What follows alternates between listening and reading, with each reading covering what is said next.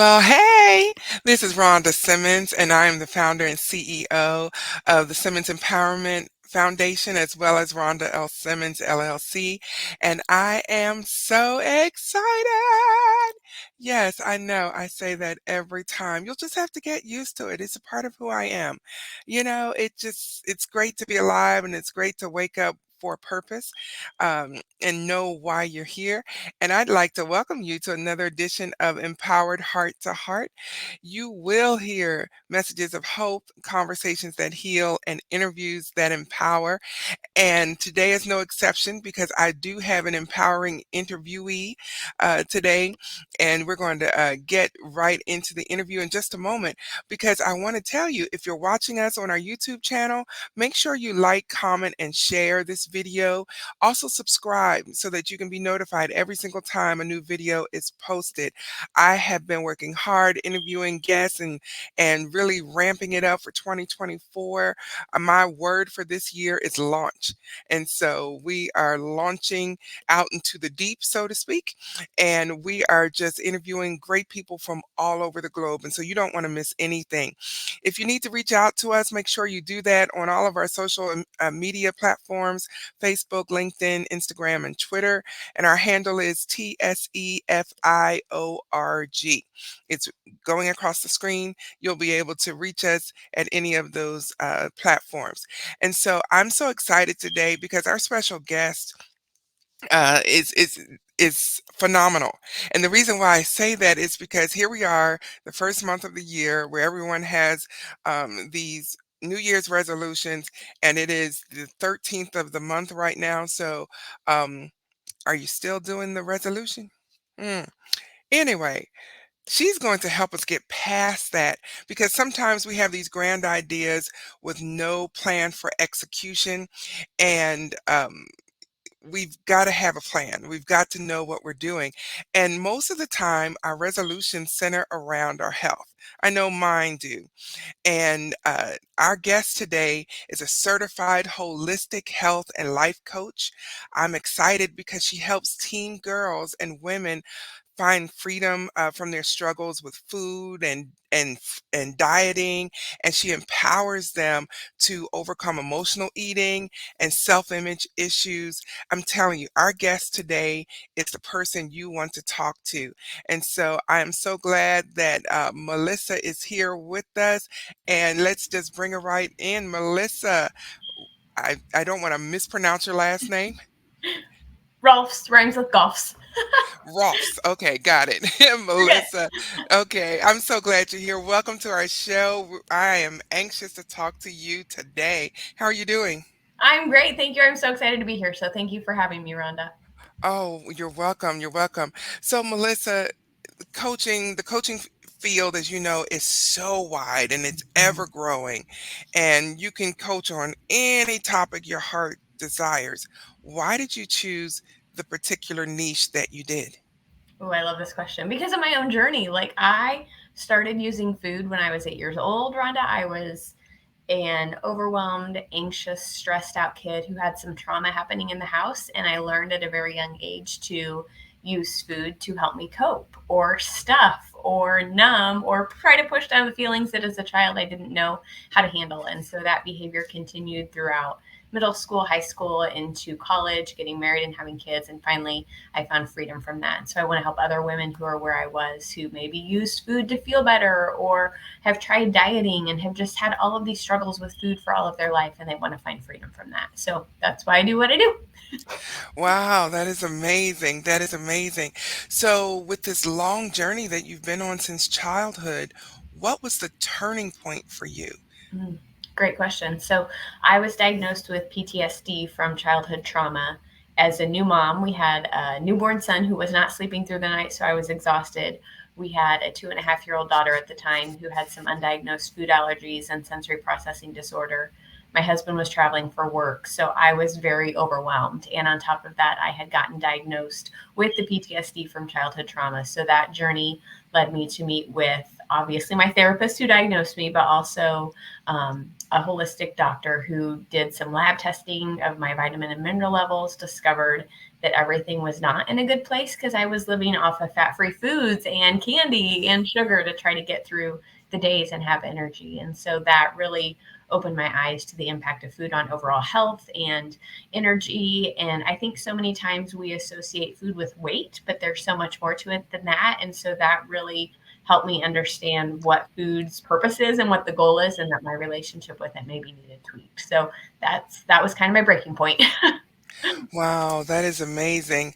You know, while you were talking, I was thinking about so many different experiences I've had. But one of the things that you said is that this issue was a result of childhood trauma. Mhm. So, how how impactful, and I don't even think that's the right word, but how impactful is trauma on your lives in other areas that don't seem to be related? It is so incredibly impactful. There's two books I would recommend. One is The Body Keeps the Score, and the other is The Body Remembers. And they talk about how we store trauma in our bodies. And so we might not be aware that we're carrying it because maybe we've done the therapy or we've done the coaching or we've done the mental work around that, but we haven't acknowledged where the trauma is stored in the body. And so that trauma gets stored in our body and it can trigger us. We have muscle memory. And so trauma is incredibly impactful. And that's why I love the holistic approach to healing it, because yes, the mindset work is important, but the body work is just as important as well. Yes, absolutely, absolutely. One of the things you mentioned in your bio was about helping teenage girls and Mhm. women overcome body image issues. Mhm. How prevalent is that? Oh my gosh, it's so prevalent. And I think it's also almost getting worse. Like I remember being a teenage girl and having like the 17 magazine and Elle and all these magazines that were trying to tell us, this is what beauty looks like. This is what you should look like at your age. This is what's attractive. And now we've gotten away from the magazines and we're into social media. So we've got Instagram and TikTok and Facebook and all of these places feeding us with this messaging unconsciously of what we should look like and what we need to look like and what beauty is. And I just think it's so prevalent, and I don't know that it's worse today, but I do think the social media is exacerbating it. I would definitely agree with that. But on the flip side, Melissa, in the whole quest of body acceptance, Mm-hmm. I'm not a size two Yeah. or a size six. Mm-hmm. Um, and so, in that whole quest to accept ourselves for who we are, do you think that that mentality sometimes goes too far because we're not taking care of our health? I don't know. I think it's such a good question because I feel like diet society is so damaging and it tells us all of these things. And I think what is hard for me with that, Rhonda, is that I think and believe that we have everything we need inside of us. We are made a certain way, we are made a certain size. If you are a Christian, you know the verse that you were knit together in your mother's womb, like that, there is some validity to that. And so I think that we were born a certain way. We have a certain destiny. And I think that we maybe get unaligned from that because we are listening to diet culture and we don't know how to listen to our bodies. We don't know how to listen to what we need. We don't know how to nourish ourselves. We're getting all these messages saying low fat, high fat, keto, low carb, no carb. And it's all of this messaging that just causes confusion. And so we don't know how to listen to ourselves and we don't know how to care for ourselves. And so I think the emphasis is more on weight than it is on health. And I think that's where it gets a little bit risky, is that we do these things to lose weight, but we don't look at how that is going to impact our health. And so I think if we focus on health and nourishing ourselves and our relationship with food, that I love that approach because it's not focusing on being a certain size or being a certain number on the scale, but really honoring the way that your body's made and respecting that. Wonderful. That is wonderful. Since you mentioned the Bible and faith and everything, and I am a Christian too, so that just kind of opened up another question. Mhm. How did your faith play a role in your turning point? Yeah, I love this question because I feel like there was such a disconnect for me for so long because, as a Christian, we are taught like you pray and you ask God for things and you read the Bible. And I was doing all of that, but I wasn't seeing anything happen. And I think you get to a point where you're like, okay, I have prayed about this and nothing is happening. Like, come on, Lord, do something. And so I think for me, really, it was taking that action and taking that step, which then led me to look at the Bible. And every time there's a healing, action is required. Like when the woman who'd been bleeding for several years, what did she have to do? She had to touch Jesus's robe. The man who was blind had to pick up his mat and walk. Like there is always faith, and healing requires action. And so I think for me, learning how to implement that and do more than just pray and read the Bible and really step out in faith was kind of the big step for me, and where the faith came in. Because, like I said, I had prayed about it, I had read, I had done all the right things, but I wasn't necessarily maybe doing my part in taking that action to do the work. Wonderful, wonderful. And what you just said resonates so much with me Mm, because I'm a firm believer in faith without works is dead. yes. You can't have one without the other. You can, but is that really faith? You know? Yeah. Right, And right. so I love the action part that you put to it. Um, so many people want change. They want Mhm. to have a different life, but they're not willing to do what is required of Mhm. them to get that change. And so that is so wonderful. Um, wow, wow, what an amazing life. So here's my question: how did you know when you were healed enough Mhm. from your childhood trauma Mhm. and from your eating Mhm. disorder to help someone else? Yeah, I remember hearing Shalane Johnson. She is a business coach, professional development guru, kind of. And I remember she said something that stuck with me. And she was like, speak from a scar, not a wound. And so I knew when I could start sharing pieces of my story, I could write a post on social media and have comments not trigger me, not affect me, not cause me to downward spiral. I felt like I was like, okay, this is not the wound anymore. This is now the scar, and I can speak from that and I can help other people. And I think it's knowing what triggers you and kind of being aware of like how you respond to certain things. And so I think the more I've healed, the easier it's been to do that. And so I think it's just, continuing on my healing journey and then inviting other people to come along. Wow, that is fantastic. How long have you been coaching? I have been coaching. I got certified. I have to look at my certification on the wall here. 2018. Wonderful. That is fantastic. That is fantastic. So, I'm so impressed with how you're helping so many women. What you may not know is my nonprofit organization is geared towards unwed teen moms. And Mm, so when I saw your application, I thought, yes, we need to get her on the show and just have her to talk to us. And I'm just so excited about what you're doing. Um, and so I understand you have a book out. I sure do. It's called Finding Freedom, and it kind Mhm. of walks through my journey of where I was and the healing steps and the processes and things that people can do. Because, like, I felt like the other thing that really frustrated me on my journey, Rhonda, was that it was like there were all of these things that were so cost intensive. And so the book, I love it because it's low cost. It lays out the steps that people can take to get started on their journey. And I just want it to be a great resource in people's hands. That's wonderful. That's wonderful. The book is on Amazon, and the link is on the screen for those watching on YouTube. It'll also be in the description for both the YouTube channel and the podcast because people can get your book. They need to read and find out what they need to do to find freedom, and that freedom is available. Mhm. Um, how limiting was it for you, Melissa, to break the cycle of this is what I've always done? It was hard. I mean, and I think it's really interesting now having teenage kids of my own. Like, I'm constantly like, okay, am I doing this because this is what I know and what I came from, or is this how I want to do it? And so I think, as children, all we know is what we know and what we came from. And so I think it's so easy for us to think that's how everybody does it. And then we get older and we make friends and we start to talk about things and we're like, oh, your family doesn't do it like that. Okay, well, this is how my family does it. And then I think as we grow and evolve and change, we kind of get to choose what we feel is best for us and what God is asking us to do. And so I think it's just really kind of acknowledging, like, okay, this is what I came from. Doesn't mean I have to continue or stay in that, nor do I want to, nor do I want that for my family. But it's hard because that's all you know. That's like everything you know as a whole person growing up.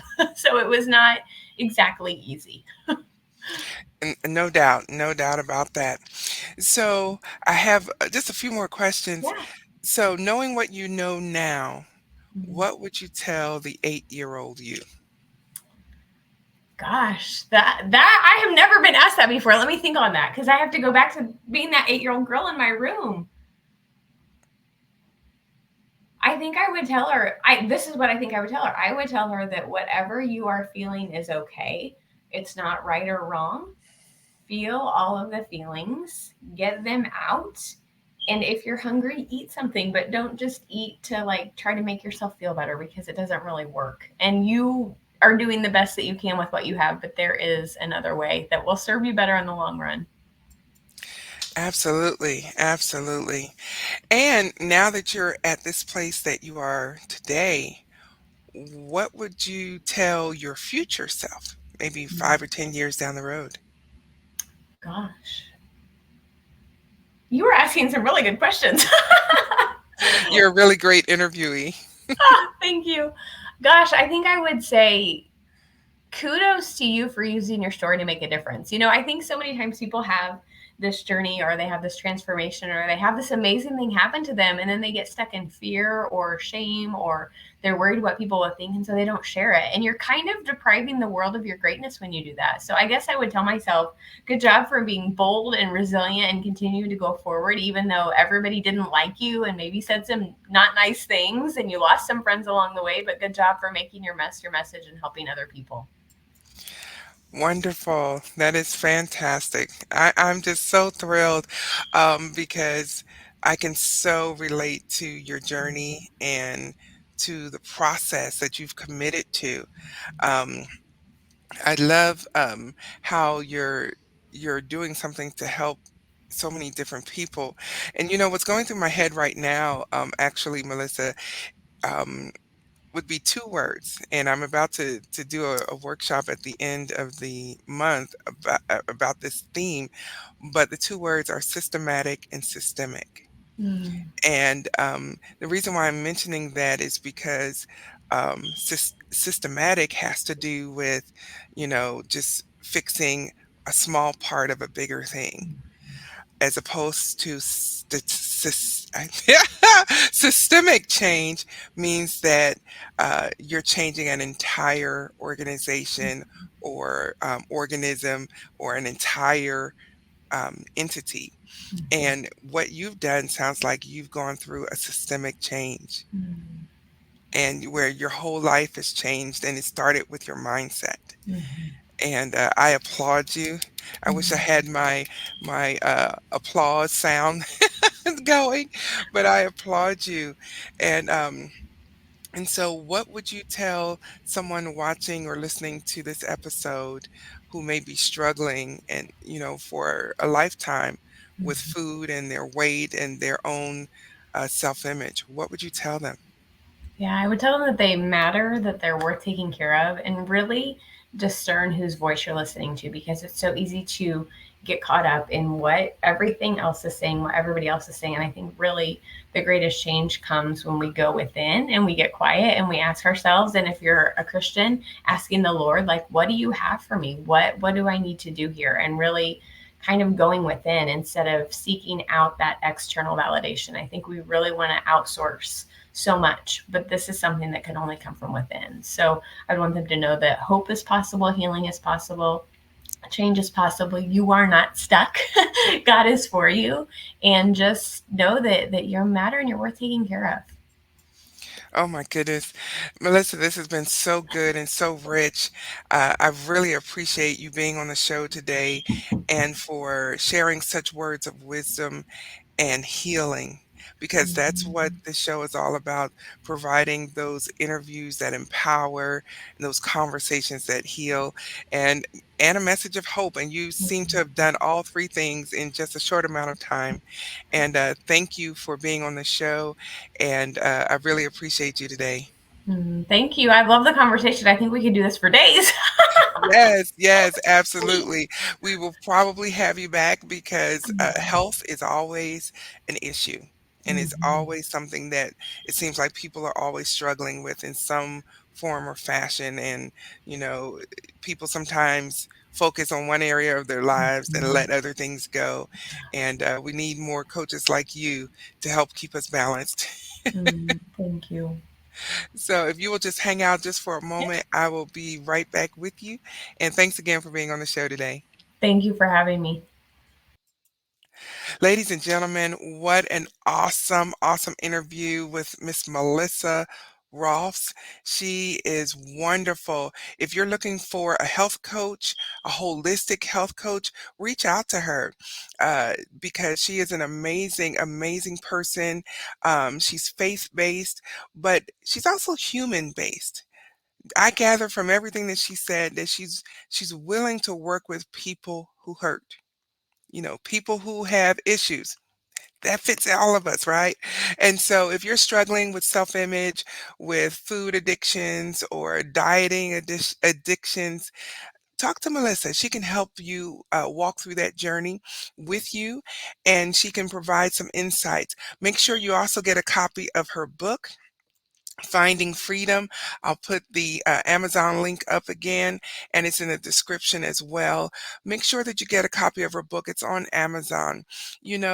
As they say, leaders are readers. So you want to read, you want to get this book, whether it's paperback or audio, get the book and get the knowledge and the help that you need so that you can stop struggling with dieting and self image because there's help and hope for you today. And so until the next time, be blessed, be encouraged, but most of all, be empowered. And I'll see you on the next edition of Empowered Heart to Heart.